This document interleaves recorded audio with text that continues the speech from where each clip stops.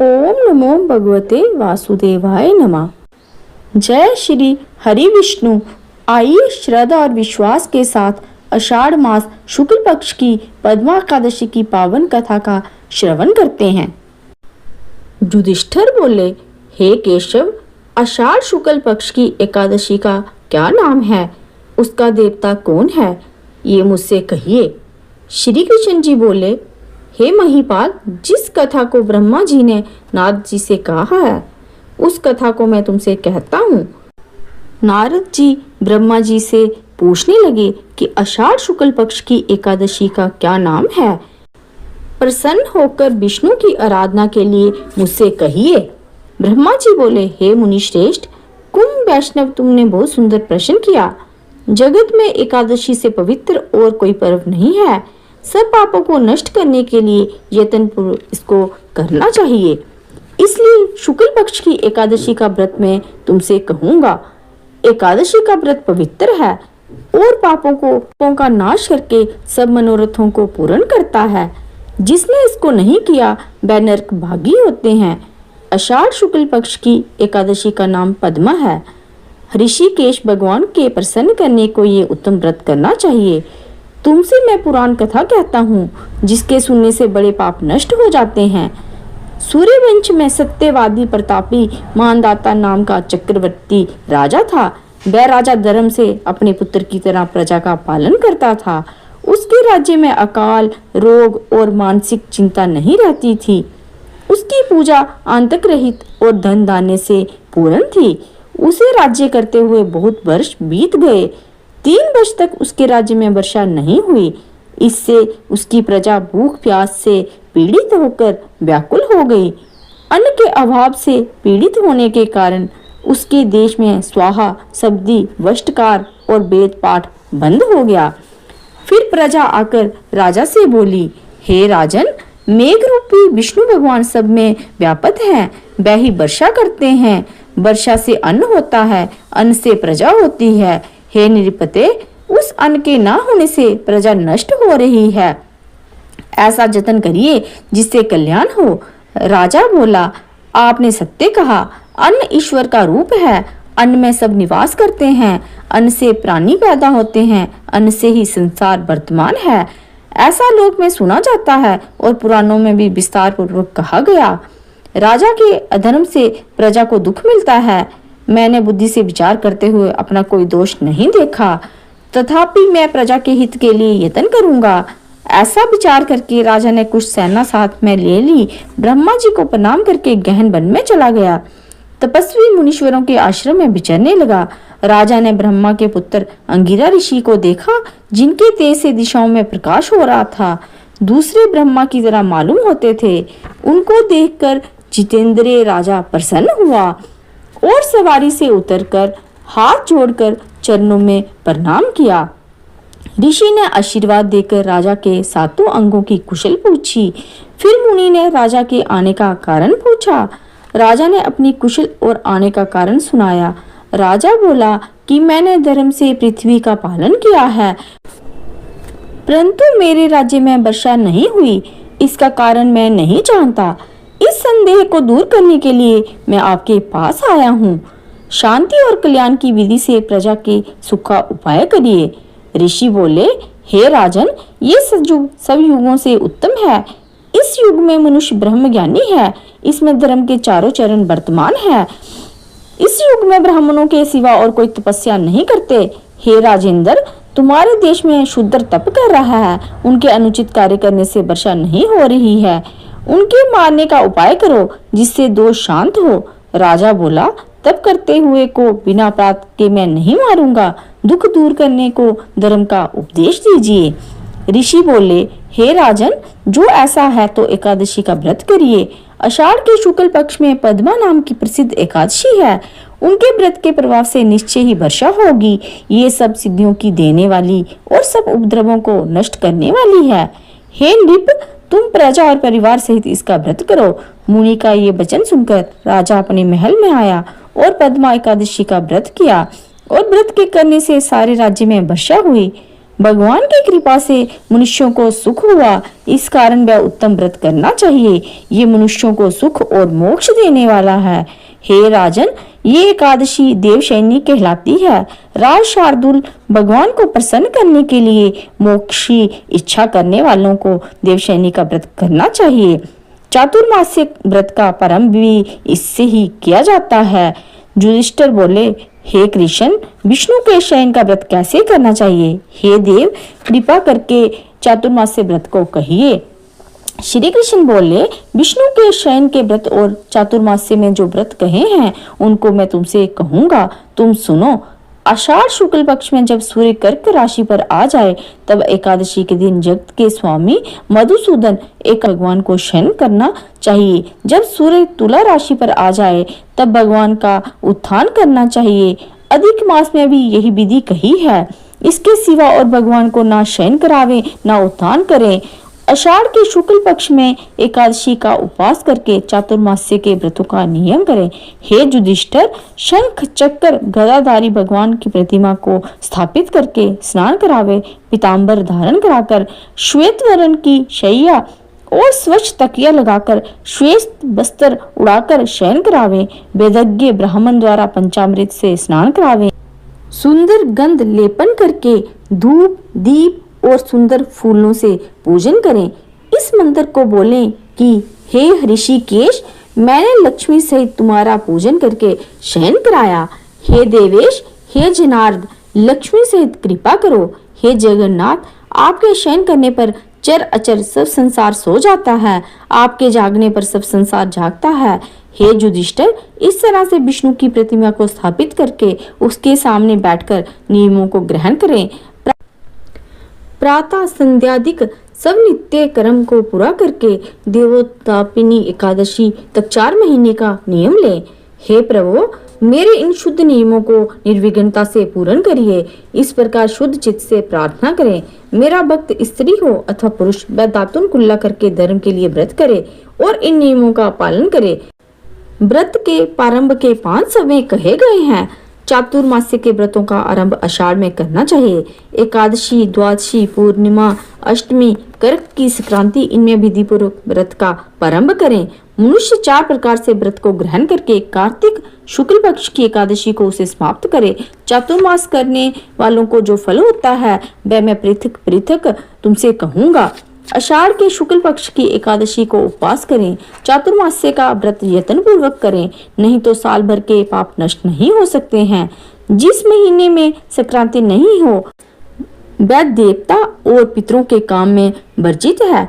वह महीना मल मास है और अपवित्र है, इसलिए बुद्धिमान मनुष्य इसमें देवता और पितर कार्य ना करे। जो कोई मनुष्य इस व्रत को करता है वह अंत समय में सूर्य के समान प्रकाशमान विमान में बैठकर प्रलय के समय तक विष्णु लोक में निवास करता है। जो कोई देवताओं के मंदिर में सफाई और जल छिड़कते हैं, सावधान होकर चातुर्मास्य का व्रत करते हैं और समाप्ति में ब्राह्मणों को भोजन कराते हैं। हे पिपरेंद्र, वह 7 जन्म तक सत्य और धर्म में तत्पर होते हैं। जो कोई दही, दूध, घी, शहद पूरे से चातुर्मास्य भगवान को स्नान कराता है, उसका विष्णु के समान रूप होता है और अक्षय सुख को भोगता है। जो कोई गंध, पुष्प, अक्षत से भगवान का पूजन करके नैवेद्य और सोने का कमल ब्राह्मण को दान देता है, जो कोई व्रत करने वाला चातुर्मास्य में नित्य पूजन करता है वह अक्षय सुख पाता है और इंद्रलोक को जाता है। जो कोई 4 महीने तक तुलसी से भगवान की पूजा करता है और स्वर्ण की तुलसी बनाकर ब्राह्मण को देता है वह स्वर्ण के विमान में बैठकर विष्णु लोक को जाता है। जो कोई गूगल की धूप और दीपक अर्पण करता है वह सुख भोगने वाला धनवान और भाग्यशाली होता है। चातुर्मास्य का व्रत समाप्त होने पर धूप और दीपक का दान करना चाहिए। जो कोई कार्तिक शुक्ल 11 तक पीपल अथवा विष्णु की परिक्रमा और नमस्कार करता है, जो कोई संध्या के समय ब्राह्मण और देवताओं के आंगन में दीपक जोड़ता है और नियम समाप्त होने पर स्वर्ण, दीपक, वस्त्र और तेल का दान करता है वह तेजस्वी देवता होकर विमान में बैठता है और गंधर्व अप्सरा उसकी सेवा करते हैं। जो भगवान का चरणामृत पीता है वह कष्ट से छूट जाता है। विष्णु लोक को प्राप्त होता है। जो कोई मंदिर में बैठकर तीनों समय गायत्री का 108 बार जप करता है वह पापों में लिप्त नहीं होता। माला, पुस्तक, कमल, कमंडल धारण किए हुए 4 मुख वाली गायत्री वेद पाठी ब्राह्मणों के घर में निवास करती है। सब लोकों में व्यापक वेद रूप गायत्री देवी मनुष्यों को ज्ञान देती है। जो गायत्री जप करता है उससे व्यास जी प्रसन्न होते हैं। इसके उद्यापन में शास्त्र विहित पुस्तक का दान करना चाहिए। सब विद्याओं के समान शांति देने वाली सुंदर अक्षरों की पुस्तक मैं देता हूँ, इसलिए हे सरस्वती मेरे ऊपर प्रसन्न हो, इस प्रकार प्रार्थना करनी चाहिए। जो कोई नित्य पुराण अथवा धर्मशास्त्र को सुनता है वह पुण्यात्मा सुखी, धन तथा सत्य और पवित्रता से पूर्ण होता है। जो कोई स्वर्ण और वस्त्र समेत पुस्तक का दान करता है वह ज्ञानी लोक में प्रसिद्ध धर्मात्मा होता है। जो कोई शिवजी अथवा केशव का जप करता है वह व्रत की समाप्ति में उस देवता की स्वर्ण की मूर्ति का दान करे। 5 मुख वाले बैल पर बैठने वाले, हर एक मुख में 3 नेत्र, कपाल, त्रिशूल, खट बांगधारी, जिनके माथे पर चंद्रमा है, ऐसे सदा शिवजी हैं। आपने देवताओं के निमित्त अमृत को छोड़कर हलाहल विष को ग्रहण किया। हे प्रभु, आप रूप को देने वाले पुण्य आत्मा दोष रहित और गुणवान हैं। मैं आपकी शरण हूँ, आप प्रसन्न होइए, इस प्रकार प्रार्थना करें।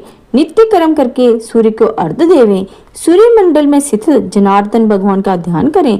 व्रत की समाप्ति में स्वर्ण, लाल वस्त्र और गोदान करने से आरोग्य, पूर्ण आयु, कीर्ति, लक्ष्मी और बल की प्राप्ति होती है। व्रत करने वाला चातुर्मास्य में भक्ति से व्याहित अथवा गायत्री मंत्र से तिल का हवन करे।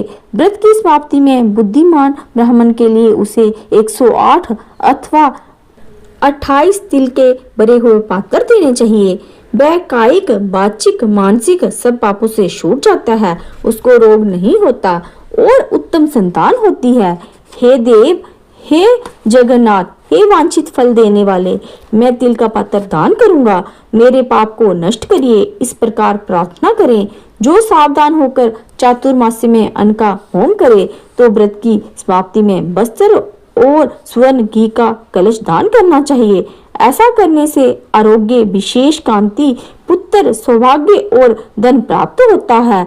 शत्रु की हानि होती है और ब्रह्मा के समान हो जाता है। जो कोई पीपल की सेवा करके समाप्ति में वस्त्र का दान करता है वह सब पापों से छूटकर विष्णु का भक्त होता है। जो ब्राह्मण को स्वर्ण देता है उसको रोग नहीं होता है। जो तुलसी को धारण करता है उसके सब पाप दूर हो जाते हैं और वह विष्णु लोक को प्राप्त होता है। हे पांडव, व्रत की समाप्ति में उसे ब्राह्मण भोजन कराने चाहिए। देव शयन होने पर धूप को प्रातः काल माथे पर धारण करके लक्ष्मीनाथ को प्रसन्न करने को ये मंत्र पढ़े। हे ध्रुवे, तू अमृत से पैदा हुई है, सूर असुर सब सेतु बंधन की गई है, तू सौभाग्य और संतान देने वाली है। हे कुरुश्रेष्ठ, व्रत की समाप्ति में सोने की धूप बनावे। उस धूप के अग्रभाग और पत्ते बनवाकर वस्त्र और दक्षिणा समेत ब्राह्मण को दान करें और इस मंत्र को पढ़ें। जैसी शाखा और प्रशाखाओं से पृथ्वी पर फैली हुई है वैसे ही मुझको भी तू अजर अमर संतान दे। इस प्रकार जो सावधानी से चातुर्मास्य का व्रत करता है उसको दुख और रोग का भय नहीं होता, उसको कभी अशुभ फल नहीं होता और पापों से छूटकर सब आनंद को भोग कर स्वर्ग लोक में नित्य कीर्तन करता है, उसको जागरण का फल मिलता है। व्रती के अनुसार बजने वाला घंटा देवता के निमित्त दान करना चाहिए और प्रार्थना करनी चाहिए कि गुरु की आज्ञा और अध्याय में जो मैंने पढ़ा है, हे सरस्वती, हे ब्राह्मणी, हे विष्णु शिवादिकों से प्रार्थित, हे सुंदर मुखी, मेरे अध्ययन में जो मूर्खता हुई है उसको दूर कर। तू घंटा के शब्दों से प्रसन्न हो। व्रत की समाप्ति में 2 अथवा 1 दूधी को गो देनी चाहिए। हे राजेंद्र, जो शक्ति नहीं हो तो 2 वस्त्र देने चाहिए। सब वेदों के ज्ञाता ब्राह्मण को जो नित्य प्रमाण करता है वह मुक्त होकर सब पापों से छूट जाता है। जो कोई पितरों की भक्ति करता है वह अखंड सुख को पाता है।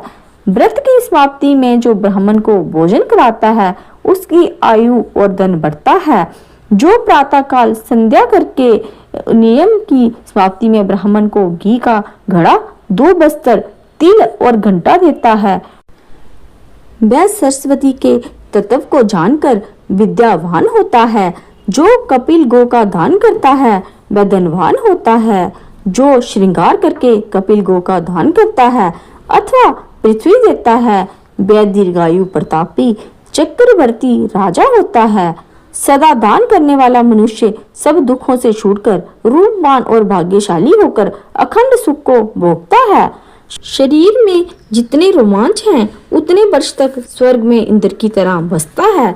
जो सूर्य अथवा गणेश को नित्य नमस्कार करता है वह आयु, आरोग्य, ऐश्वर्य और उत्तम कांति को प्राप्त होता है। गणेश जी की कृपा से उसकी इच्छा पूरी होती है। निसंदेह सब जगह उसकी विजय होती है। सिंदूर के समान लाल रंग का सूर्य बनवा संपूर्ण कामना सिद्ध होने के लिए उस प्रतिमा को ब्राह्मण को दे दे। हृदय, दृष्टि, सिर, मन, वचन, पैर, हाथ, घुटने, इन 8 अंगों से किए हुए अष्टांग प्रणाम से जो भूमि का पूजन करता है उसको वह गति मिलती है जो 100 यज्ञ करने से भी नहीं मिलती। जो चातुर्मास्य में शिव जी की प्राप्ति के लिए चांदी का दान करता है अथवा अपनी शक्ति के अनुसार नित्य तांबा दान करता है उसको शिव जी के भक्त सुंदर पुत्र मिलते हैं। नियम की समाप्ति में चांदी के बर्तन में शहद भरकर दान करना श्रेष्ठ है। बर्तन में गुड़ का दान करना उत्तम है। तांबा पुष्टकारिक और सब देवताओं का प्यारा, सबकी रक्षा करने वाला और शुभ है, इसलिए मुझे शांति दे। इस प्रकार प्रार्थना करनी चाहिए। जो भगवान के शयन करने पर शक्ति के अनुसार स्वर्ण, तिल और 2 बस्तर दान करता है उसके सब पाप दूर हो जाते हैं। वह इस लोक में सुख भोग कर अंत में शिव लोक को जाता है।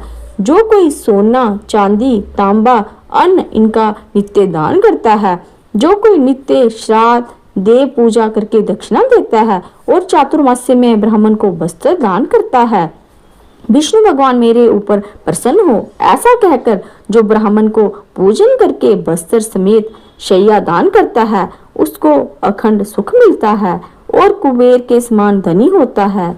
जो मनुष्य वर्षा ऋतु में गोपी चंदन देता है और देवताओं के शरीर में कुमकुम आदि लगाता है उससे भगवान प्रसन्न होकर भक्ति और मुक्ति देते हैं। द्वारका में गोपियों के साथ जो कृष्ण ने जल क्रीड़ा की है वहाँ जो मृतिका है उसको मुनीश्वरों ने गोपी चंदन कहा है। वह पापों को दूर करता है। नियम की समाप्ति में तराजू में भरकर गोपी चंदन दान करना चाहिए। उसका आधा अथवा चौथाई वस्त्र और दक्षिणा देनी चाहिए। जो कोई व्रत करने वाला विष्णु के शयन करने पर नित्य दान करता है, दक्षिणा समेत जो बूरा और गुड़ दान करता है उसके दान से प्रसन्न होकर सूर्य नारायण इच्छा अनुसार फल देते हैं। व्रत की समाप्ति में बुद्धिमान मनुष्य इस तरह उद्यापन करे, धन का लोभ ना करके 8-8 पलकें या 4-4 पलकें तांबे का पात्र यथाशक्ति 8-4 या 1 बनावे। हर एक पात्र में बुरा फल और दक्षिणा रखकर कपड़ा लपेट दे और अन्न सहित श्रद्धा पूर्वक ब्राह्मणों को दान करे। जो चातुर्मास्य में नित्य शाक, मूल, फल यथाशक्ति ब्राह्मणों को देता है वह व्रत के अंत में बहुत समय सुख भोग कर राय योगी होता है। जैसे शाक मनुष्यों को तृप्त कारक है उसी तरह सब देवताओं को भी प्रिय है। वैसे ही कंदमूल, पत्र, पुष्प ये देव ऋषियों को प्रिय है। विष्णु के शयन करने पर चातुर्मास्य में जो इनका दान करता है देवता उसका कल्याण करते हैं। इस तरह से जो व्रत करता है वह 100 वर्ष तक जीवित रहता है और इच्छा पूरी होती है। हे पार्थ, इसके करने से केशव भगवान प्रसन्न होते हैं। जिस दिन से भगवान क्षीर सागर में शयन करते हैं और जब जागते हैं उतने दिन का एकाग्र चित्त से उपवास करने वाले मनुष्यों को गरुड़ ध्वज भगवान श्रेष्ठ गति देते हैं। फलाहार इस दिन दाह का सागार लेना चाहिए। बोलो नारायण भगवान की जय। मेरे कृष्ण मुरारी की जय। बांके बिहारी की जय। लड्डू गोपाल की जय।